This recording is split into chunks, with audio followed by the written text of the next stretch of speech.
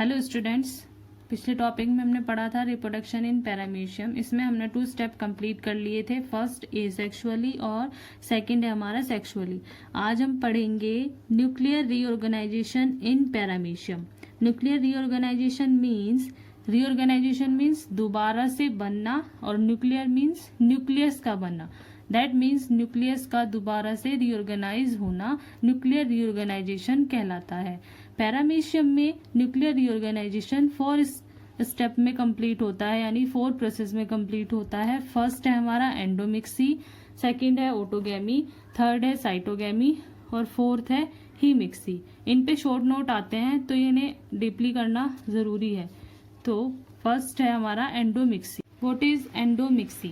Endomixy is an interesting phenomena involving a total internal nuclear reorganization without amphimixy within a single individual in a culture of pedigree race of Paramecium aurelia taking place in the absence of conjugation. That means conjugation की absent में Paramecium multiplication show करता है without एम्फीमिक्सी। एम्फीमिक्सी हमने कहाँ पढ़ा था? Conjugation में। हमने यहाँ पे देखा था कि 2 इंडिविजुअल के न्यूक्लियस आपस में फ्यूजन करके जाइगोट बना रहे थे, और उस प्रोसेस को हम क्या बोल रहे थे? एम्फीमिक्सिस। लेकिन यहाँ एंडोमिक्सी में सिंगल पैरामीशियम ही कैपेबल है न्यूक्लियर रीऑर्गेनाइजेशन के लिए, तो इसीलिए इसको हम बोलते हैं एंडोमिक्सी। एंडोमिक्सी को सबसे पहले किसने डिस्कवर किया था? एल वुडरफ ने और आर अर्डमन ने इन 1914 में। तो लेकिन यहाँ पे इन्होंने जो साइंटिस्ट ने डिस्कवरी की थी वो पैरामीशियम की दूसरी स्पीसीज में की थी। कौन सी स्पीसीज? क्या नाम था उस स्पीसीज का? Paramecium Aurelia. अब तक जो हमने पिछले टॉपिक तक पढ़ा है वो पढ़ा है पैरामीशियम कुडेडम, लेकिन जो हमारा न्यूक्लियर रीऑर्गेनाइजेशन होगा वो पैरामीशियम ओरेलिया के अंदर होगा। एंडोमिक्सी को हम स्टेप बाय स्टेप देखेंगे। एंडोमिक्सी में हमने कौन से एनिमल के अंदर पढ़ा है? Paramecium Aurelia. तो ये हमारा क्या है? Paramecium Aurelia. पैरामीशियम ओरेलिया में एक मैक्रोन्यूक्लियस और 2 माइक्रोन्यूक्लियस प्रेजेंट होते हैं, और जबकि पैरामीशियम कुडेडम में एक माइक्रोन्यूक्लियस और एक ही माइक्रोन्यूक्लियस प्रेजेंट होता है। अब सेकेंड स्टेज में क्या होगा? जो हमारा एक मैक्रोन्यूक्लियस है वो डिजनरेट होना शुरू हो जाता है, और जो हमारा माइक्रोन्यूक्लियस है उसमें फर्स्ट डिवीजन शुरू होगी। डिवीजन होगा तो 2 न्यूक्लियस से 4 न्यूक्लियस बन जाएंगे, यानी कि जो हमारा फर्स्ट डिवीजन होगा उसमें 2 माइक्रोन्यूक्लियस से 4 माइक्रोन्यूक्लियस बन जाएंगे, और जो हमारा मैक्रोन्यूक्लियस है वो डीजनरेट हो जाएगा। फिर सेकंड डिवीजन होगी। सेकंड डिवीजन में 4 माइक्रोन्यूक्लियस से 8 माइक्रोन्यूक्लियस बन जाएंगे, और जो हमारा मैक्रोन्यूक्लियस है वो पूरी तरीके से डीजनरेट हो जाएगा।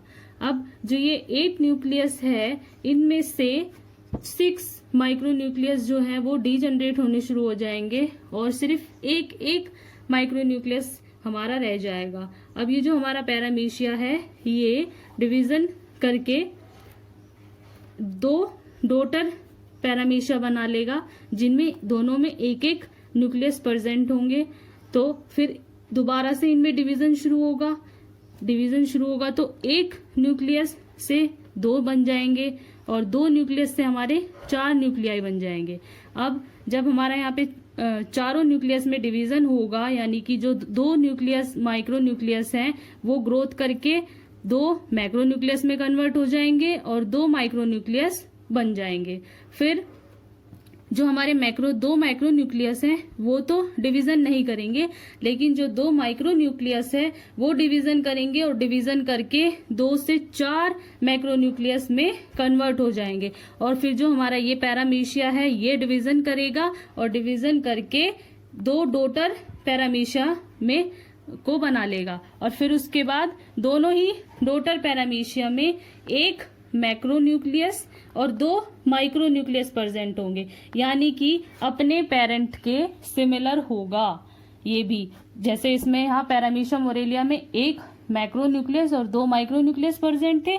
इसी तरीके से यहाँ पे दोनों डॉटर सेल में 1 मैक्रोन्यूक्लियस और 2 माइक्रोन्यूक्लियस प्रेजेंट हो गए। इसी तरीके से ये इधर भी प्रोसेस कंप्लीट करेगा, यानी कि टोटल एक पेरेंट से 4 डॉटर पैरामीशियम बन जाएंगे। हमने कॉन्जुगेशन में भी पढ़ा था कि यहाँ पे भी एक पैरामीशियम से 4 डॉटर सेल बन रही थी, लेकिन एंडोमिक्सी में और कॉन्जुगेशन में क्या डिफरेंस है? क्या डिफरेंस है? यहाँ पे 2 पेरेंट कैपेबल हैं और ये मिलकर जो है वो 4 डॉटर सेल बनाते हैं, और यहाँ पे एक सिंगल हमारा जो पेरेंट है वो कैपेबल है 4 डॉटर न्यूक्लियाई बनाने के लिए। तो ये डिफरेंस है हमारा एंडोमिक्सी और कॉन्जुगेशन में। कॉन्जुगेशन में क्या होता है? क्रॉस फर्टिलाइजेशन होता है, और एंडोमिक्सी में क्या होता है? सिर्फ और सिर्फ मल्टीप्लिकेशन होता है, इसमें क्रॉस फर्टिलाइजेशन नहीं होता। एंडोमिक्सी पे शॉर्ट नोट आता है, तो विद डायग्राम आप इस क्वेश्चन को अच्छे से लर्न करेंगे, डायग्राम जरूर बना के देखेंगे। अब नेक्स्ट स्टेप है हमारा autogamy. What is autogamy? It is also called as self conjugation. Autogamy is a process of meiosis and fertilization which take place in unpaired paramecium cell and which is triggered by starvation.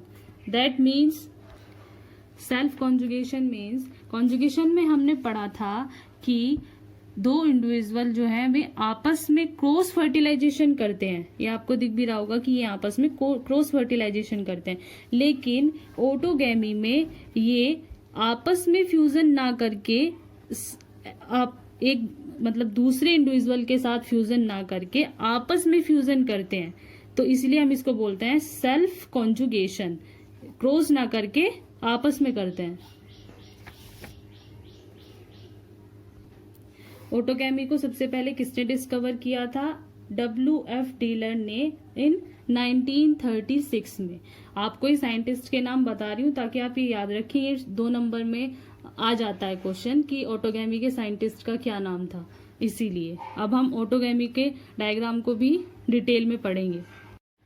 Autogamy को भी हम paramecium Aurelia के अंदर ही study करते हैं। तो paramecium Aurelia में क्या क्या प्रेजेंट होता है? ये क्या है? Paramecium Aurelia. इसमें 1 मैक्रोन्यूक्लियस और 2 माइक्रोन्यूक्लियस प्रेजेंट होते हैं। फर्स्टली क्या होता है, जो हमारा मैक्रोन्यूक्लियस है वो डिजनरेट होना शुरू हो जाता है, और जो हमारे 2 माइक्रोन्यूक्लियस है इनमें मियोसिस के थ्रू डिवीजन शुरू होती है, और after 2 zygotic division 8 nuclei form. That means दो डिवीजन के बाद ये 8 न्यूक्लियाई बना लेते हैं। और फिर सेकंड स्टेप में क्या होता है, जो हमारे ये 8 न्यूक्लियाई हैं इनमें से 7 न्यूक्लियाई जो है वो डीजनरेट होना शुरू हो जाते हैं, और जो हमारा मैक्रोन्यूक्लियस है वो पूरी तरीके से साइटोप्लाज्म में डिसॉल्व हो जाता है। जो हमारा एक न्यूक्लियस बचता है उसमें भी डिवीजन शुरू होती है, और वो डिवीजन करके 1 से 2 न्यूक्लियाई बना लेते हैं।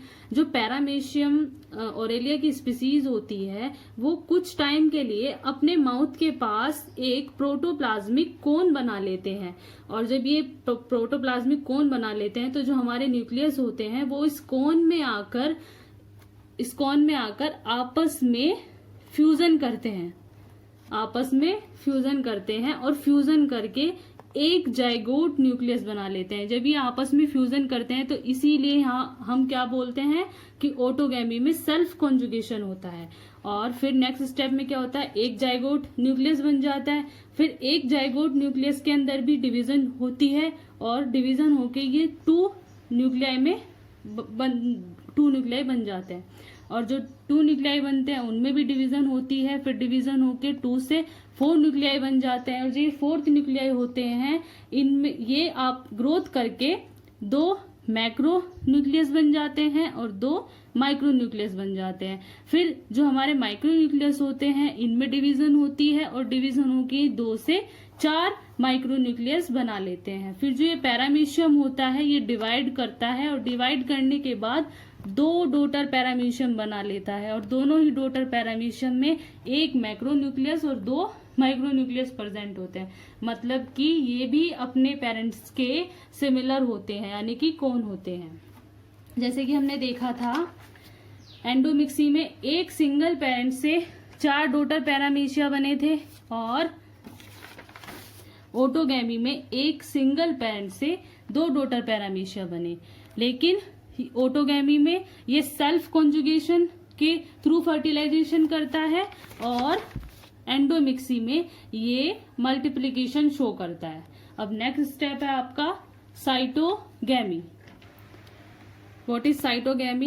In cytogamy, another types of self-fertilization. Two organisms join together but do not undergo nuclear exchange. That means ये cytogamy जो है वो ऑटोगैमी की तरह सेल्फ फर्टिलाइजेशन शो करते हैं, लेकिन ऑटोगैमी में सिंगल पेरेंट के थ्रू सेल्फ फर्टिलाइजेशन होता है और साइटोगैमी में 2 पेरेंट्स इन्वॉल्व होते हैं सेल्फ फर्टिलाइजेशन के लिए। और एंडोमिक्सी और ऑटोगैमी जो है वो पैरामीशियम ओरेलिया स्पीसीज के अंदर स्टडी किए जाते हैं और साइटोगैमी जो है वो पैरामीशियम कोडेडम की स्पीसीज के अंदर स्टडी किया जाता है।